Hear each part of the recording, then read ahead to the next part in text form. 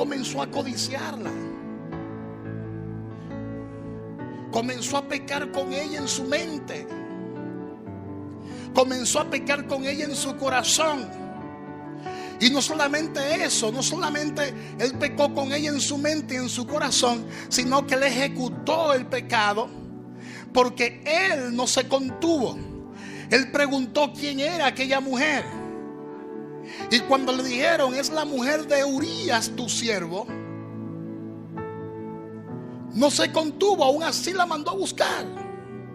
No respetó que era la mujer de uno de sus siervos. Y déjame decirte algo, parece que el siervo no era cualquier siervo. El siervo era un hombre respetado, porque en esa época los reyes se podían dar las mujeres que ellos quisieran. Tenían autoridad para hacerlo. O sea, él pudo haber dicho, no importa que sea mujer de quien sea, yo quiero esa mujer y quiero que ella forme parte de mi harén de mujeres. Él podía hacerlo. Hello. Porque era el rey de Israel. Era un hombre que el pueblo amaba. Era un hombre que el pueblo quería. Pero parece ser que Urías era un hombre de respeto y era leal al reino. Entonces él mandó a buscar a la mujer de Urías, convivió con ella, tuvo relaciones con ella y luego la mandó para su casa. Dígale al que está a su lado, eso es lo que el enemigo hace. Te presenta la imagen.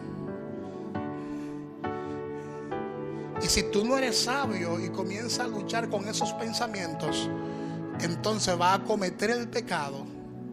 Y luego entonces te sentirás el hombre más despreciado que hay en la tierra. El hombre más sucio que hay en la tierra.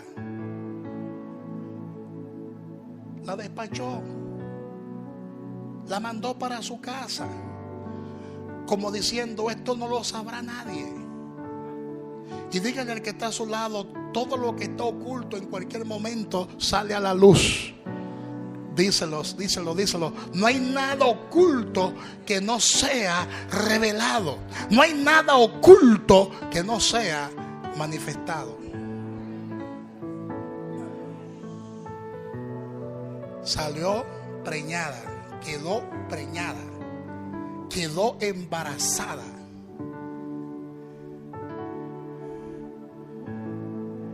Y ella se lo mandó a decir a él: estoy embarazada y ahora ¿qué hago? Hello. David, siendo rey, se desespera y formula una estrategia porque él quería mantener su apariencia. Él quería mantener su postura como rey, pero a la misma vez él quería ocultar el pecado que había cometido. Y dice la palabra de Dios que lo primero que hace es que lo manda a buscar, como diciendo: sáquenme a Urías de la guerra para que se tome un descanso. Pero el plan era que cuando Urías saliera de la guerra, lo normal, lo natural era que fuera a su casa. Lo normal, lo natural era que viera a su mujer y a sus hijos. Pero Urías no hizo eso, porque Dios es quien pone el querer como el hacer por su buena voluntad. Y cuando Dios dice el pecado tuyo se tiene que saber, óyeme bien, es porque se tiene que saber. Él mueve las fichas para que lo que está oculto salga a la luz. Él formula las estrategias para que lo que está oculto se sepa. Porque cuando la persona mantiene el pecado oculto es porque no hay planes para el arrepentimiento. Porque lamentablemente hay hombres que le tienen más temor al otro hombre que a Dios. Hay personas que sienten tristeza por el pecado que cometen después que he descubierto en el pecado. Mientras no he descubierto en el pecado, Mientras no he descubierto la desobediencia, no sienten ningún tipo de remordimiento, no sienten ningún tipo de tristeza. Y Dios permite que se sepa porque te ama, porque quiere que tú te restaures, porque quiere que tú te levantes, porque quiere que tú experimentes un verdadero cambio, porque quiere que tú experimentes un verdadero arrepentimiento.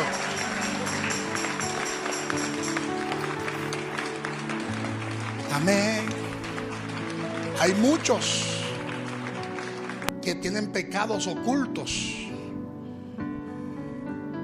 y el Señor le está diciendo: lo que tú estás haciendo está mal, eso no es correcto, eso no está bien.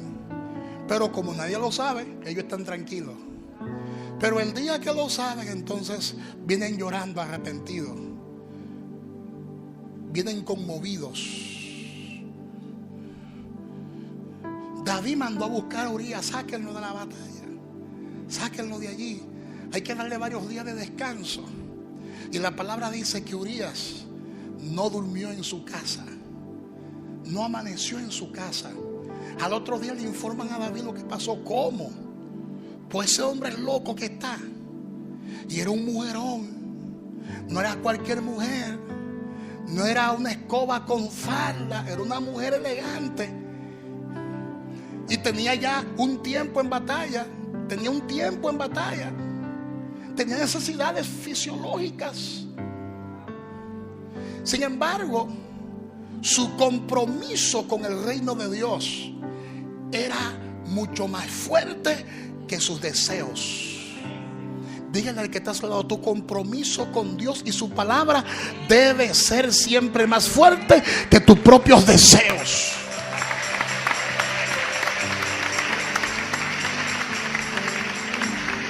¿Usted cree que el diablo a mí tampoco me tienta? Todo el mundo somos tentados, dice la palabra. Todos somos tentados. El mismo Jesús fue tentado en todo, lo dice la palabra. Pero él entendió que su compromiso era mayor que sus propios deseos, que su propia carne, que sus propios pensamientos. Urías se quedó ahí. ¿Y sabe dónde se quedó? En el palacio. En vez de dormir cómodamente en su habitación con su mujerón, porque era una mujer de ella, ¿sabe dónde durmió? En la puerta, incómodo. Alábale que él vive. Durmió incómodo. Y David lo supo.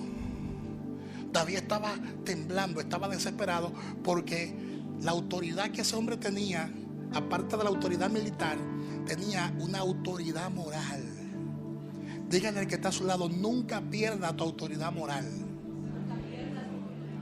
Porque si tú pierdes tu autoridad moral, se te va a hacer difícil recuperar tu autoridad espiritual. Porque el que pierde su autoridad moral no tiene autoridad espiritual. Y eso es lo que el diablo quiere en este tiempo: que los hombres de Dios fracasen en todos los sentidos de la palabra y que pierdan su autoridad moral, para que entonces no tengan palabra de autoridad espiritual. David entonces dijo: voy con la segunda estrategia, y preparó una fiesta en tiempo de guerra. Oye eso, en tiempo de guerra prepara una fiesta, lo convida a él a tomar, a beber. Y la palabra dice que lo emborrachó. Lo dice ahí, lo leyeron conmigo. Lo emborrachó, o sea, pecado sobre pecado. Cuando una persona trata de ocultar el pecado y no lo confiesa, porque la palabra dice: el que encubre su pecado no prosperará, mas el que lo confiese y se aparta alcanzará misericordia. Pero mientras usted está ocultando el pecado, entonces ¿sabe qué sucede? Que usted comienza a cometer pecado tras pecado, pecado sobre pecado, pecado sobre pecado. Y la palabra afirma que lo embriagó, lo emborrachó. Otro pecado más, porque se podía tomar, pero la palabra dice que no se puede embriagar. Y lo embriagó, lo emborrachó, pero no perdió su compromiso moral. no perdió su compromiso con el reino. Hay gente que con cualquier cosita rompen su compromiso con el reino de Dios. Por tontería están mintiendo, por tontería están hablando mentiras, por tontería están traicionando a quien sea. Traicionan a quien sea. Por tontería están cometiendo pecados. En el área de la carne, en el área de la lujuria. Porque no tienen un compromiso real con el reino de Dios, sino que el compromiso que tienen es un compromiso emocional del momento. Si me siento bien, entonces le obedezco a Dios. Si me siento medio raro, entonces desobedezco al Señor. A él le pusieron una trampa. A Urías le pusieron una trampa. Y yo admiro a Urías. Casi nadie habla de la santidad que tenía Urías. Para mí Urías era más santo que David. Lo que pasa es que Dios es con lo que se coja. Alábale que él vive. Alábale que él vive. Alábale que él vive. Los dones son irrevocables. Hay gente que dice: no, pero Dios me usa. Aunque estoy en pecado, Dios me usa, porque los dones son irrevocables. Dios había seleccionado a David para que sea el rey de Israel, pero eso no significaba que David era perfecto. Eso no significaba que David era maduro. Claro está, después de ese pecado que le costó muchísimo, David no volvió a cometer un pecado similar. Aprendió la lección. Pero para mí Urías, que un día lo veré en el reino de los cielos, le voy a hacer esa pregunta: wow, Urías,